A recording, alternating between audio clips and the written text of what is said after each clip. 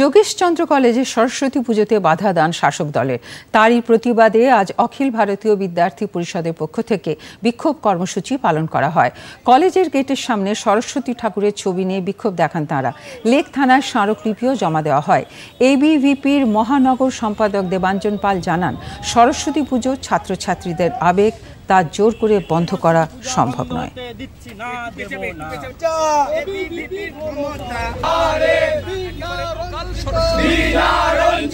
যোগেশচন্দ্র চৌধুরী কলেজে সরস্বতী পূজাকে কেন্দ্র করে একদল বহিরাগত, যারা ক্যাম্পাসে স্টুডেন্ট অবধি নয়, তারা বাইরে থেকে তৃণমূল কংগ্রেসের যে রাজনৈতিক প্রভাব খাটিয়ে তারা কলেজের ভিতরে সরস্বতী পূজাকে করতে বাধা দিচ্ছে এবং কলেজের গভর্নিং বডি যে ফান্ড দিচ্ছে তার থেকে এক্সট্রা প্রায় দ্বিগুণ ফান্ড তারা চাইছে।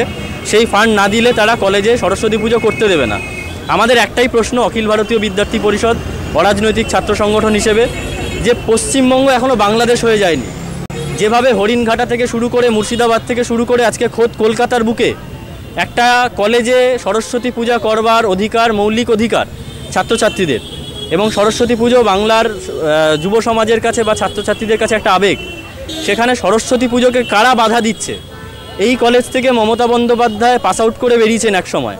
তাহলে কি মমতা বন্দ্যোপাধ্যায়ের কলেজ থেকে মানে এই ধরনের সংস্কৃতি লালন পালন করা হয় যে কলেজে সরস্বতী পুজো করা যাবে না?